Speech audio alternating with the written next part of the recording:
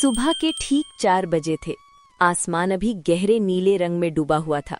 दूर मंदिर से हल्की सी घंटी की आवाज आ रही थी। शिवनगर की गलियां शांत थीं, लेकिन गणेश के छोटे से घर में दिन की शुरुआत हो चुकी थी।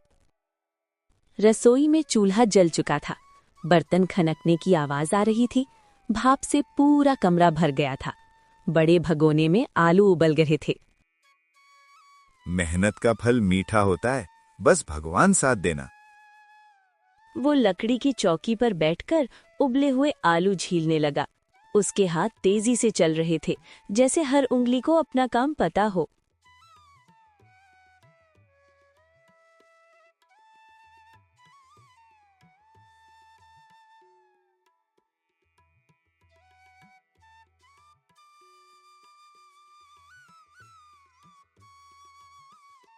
अरे, आप फिर से मुझसे पहले उठ गए। थोड़ा आराम भी कर लिया करो। आराम तो तब करूंगा जब रोहन बड़ा होकर अफसर बनेगा। अभी तो हर मिनट की कीमत है। सीमा ने मुस्कुराकर चूल्हे पर तवा रखा और लहसुन, हरी मिर्च और धनिया निकालकर चटनी पीसने लगी। पत्थर की सिल पर मसाले पीसने की आवाज पूरे घर में गूंजने लगी। सुनो जी, आज आलू थोड़े कम हैं। कल ग्राहकों की भीड़ ज्यादा थी। मैं अभी मंडी से ले आती हूँ। नहीं सीमा, तुम चटनी और बेसन तैयार कर लो। मैं खुद मंडी से ताजे आलू ले आऊंगा। आज शुक्रवार है, भीड़ और ज्यादा होगी। पर आप रात को भी देर से आए थे। थकान तो है, लेकिन जब ग्राहक कहते हैं कि गणेश भैया आपका वड़ा पाव सबसे स्वादिष्ट है, तो सारी थकान उतर जाती है।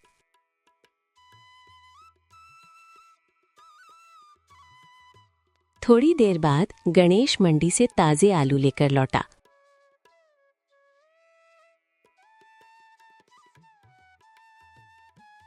उसने सावधानी से हर आलू को देखा, कोई सड़ा हुआ या खराब ना हो। वो हमेशा कहता था, खाने की चीज में मिलावट करना पाप है। जो लोग भरोसा करके खाते हैं, उनके साथ धोखा नहीं करना चाहिए। रसोई में अब तेजी से काम चल रहा था। बेसन में हल्दी, लाल मिर्च, नमक और थोड़ा सा अजवाइन मिलाया गया। आलू के मसाले में सरसों के दाने तड़के, कड़ी पत्ते की खुशबू फैली। जरा चक्कर बताओ, नमक ठीक है? थोड़ा सा और डाल दो। स्वाद ऐसा होना चाहिए कि लोग उंगलियां चाटते रह जाएं। दोनों की आंखों में एक सपना था, अपने बेटे रोहन के लिए अच्छा भविष्य। सुबह के 7 बज चुके थे। रोहन स्कूल की यूनिफॉर्म पहनकर बाहर आया। उसकी आंखों में चमक थी। माँ, टिफिन तैयार है? हाँ बेटा, आज तुम्हारे पसंद के पराठे बनाए हैं।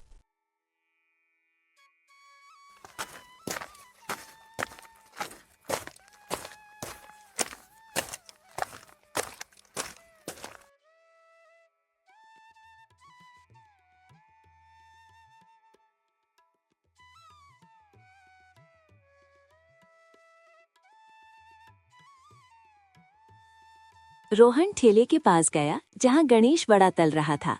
गरम तेल में बेसन से लिपटा आलू जैसे ही डाला गया, छन की आवाज आई और खुशबू हवा में फैल गई। पापा, आज तो खुशबू और भी अच्छी आ रही है।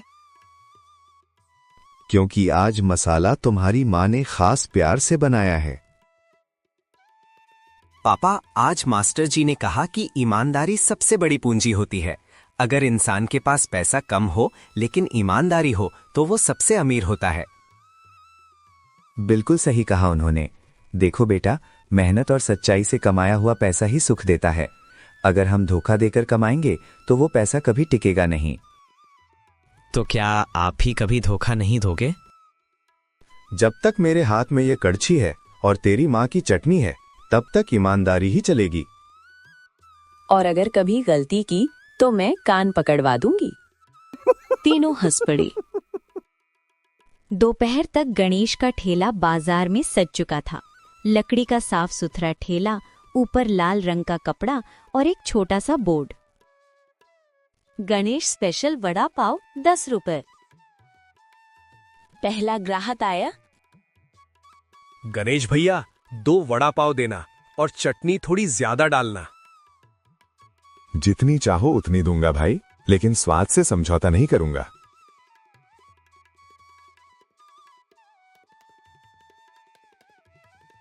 गणेश हर वड़ा पाव बनाते समय ध्यान रखता, पाव ताजा हो, वड़ा कुरकुरा हो और चटनी भरपूर। वो पैसे लेने से पहले ग्राहक के चेहरे पर संतोष देखता। एक बूढ़ी अम्मा आई। बेटा, मेरे पास सिर्फ 5 रुपए हैं, बहुत भूख लगी है। गणेश ने बिना सोचे 2 वड़ा पाव बनाकर उनके हाथ में रख दिए।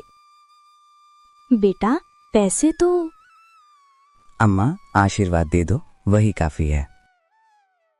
रोहन ये सब देख रहा था, उसके चेहरे पर गर्व था।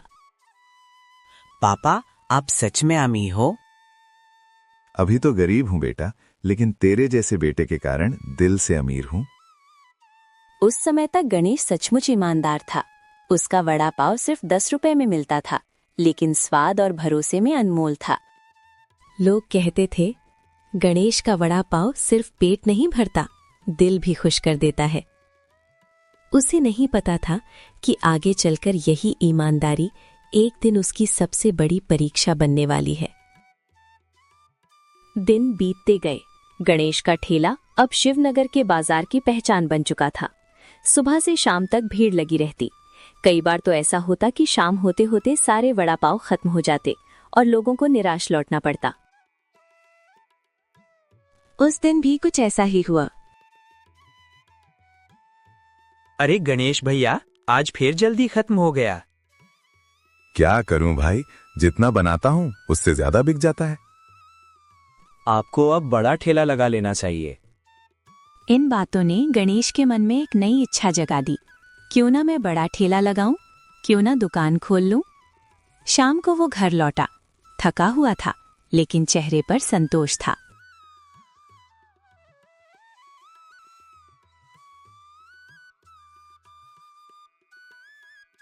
आज फिर सब बिक गया। हाँ, और लोग पूछ रहे थे कि दुकान क्यों नहीं खोल लेते। अरे वाह, ये तो अच्छी बात है। हाँ, लेकिन दुकान खोलने के लिए पैसे चाहिए, ज्यादा मुनाफा चाहिए। जितना भगवान दे रहा है उसमें खुश रहो, धीरे धीरे सब हो जाएगा। सीमा के बाद सीधी और सच्ची थी, लेकिन गणेश के मन में अब एक नया विचार आकार ले रहा था। अगर हर वड़ा पाव पर 2-3 रुपए ज्यादा बचे तो जल्दी पैसे जमा हो सकते हैं।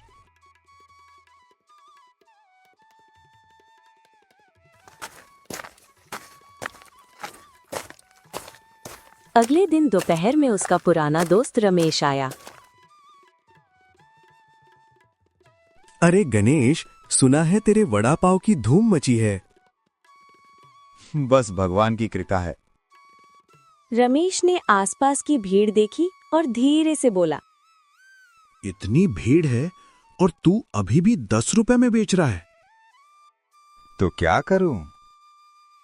15 रुपए कर दे, कौन मना करेगा? स्वाद अच्छा है, लोग खरीदेंगे ही। लेकिन लोग क्या सोचेंगे? अरे दुनिया फायदा देखती है, तू भी देख, आखिर मेहनत तू कर रहा है। रमेश की बात साधारण थी, लेकिन उसने गणेश के मन में लालच का छोटा सा बीज बो दिया।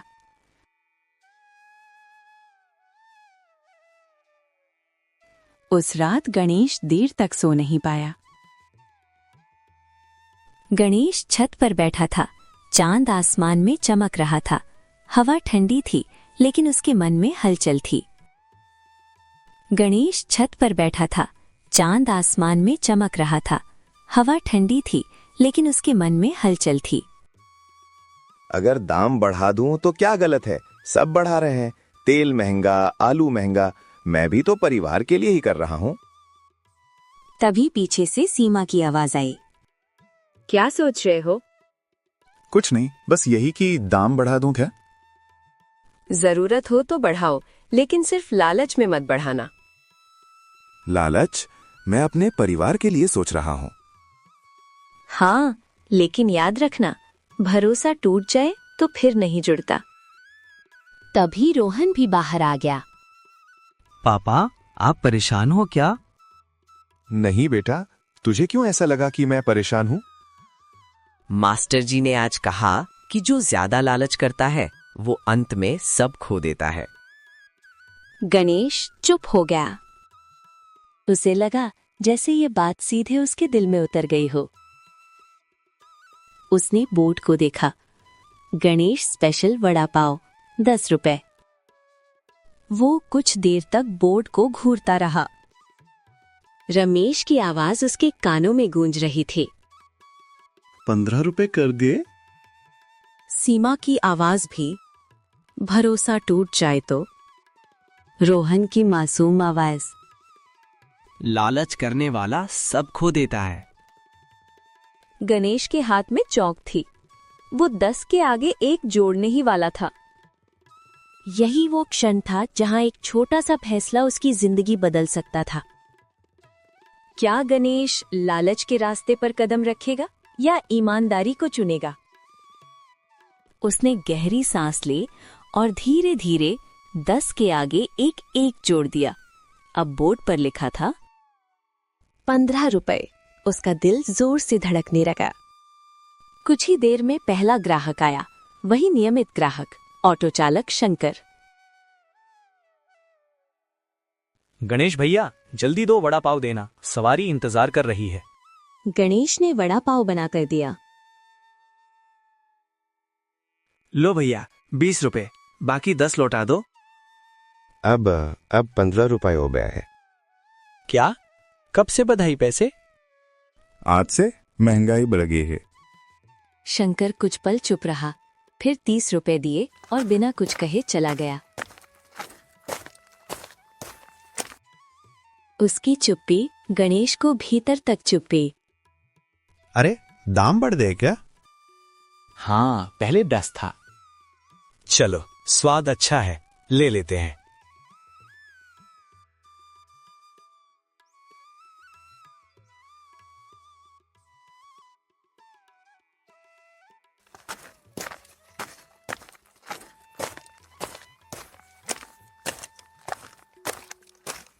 सुबह गणेश ठेले पर पहुंचा। भीड़ थोड़ी कम थी, लेकिन पूरी तरह गायब नहीं हुई। गणेश ने राहत की सांस ली। दोपहर में रमेश फिर आया। देखा, मैंने कहा था ना, कोई फर्क नहीं पड़ेगा। हाँ, अभी तो नहीं पड़ा। अब सोच, अगर तेल थोड़ा सस्ता ले आए तो मुनाफा और बढ़ेगा। यही वो दूसरा बीज था जो पहले से लगे लालच को खाद देने वाला था। शाम को घर पहुंचा तो सीमा ने पूछा, आज दाम बढ़ा दिए? हाँ, 15 कर दिए। लोगों ने क्या कहा? कुछ नहीं, बस चुप रहे। चुप रहना भी कभी कभी नाराजगी होती है। गणेश ने बात टाल दी।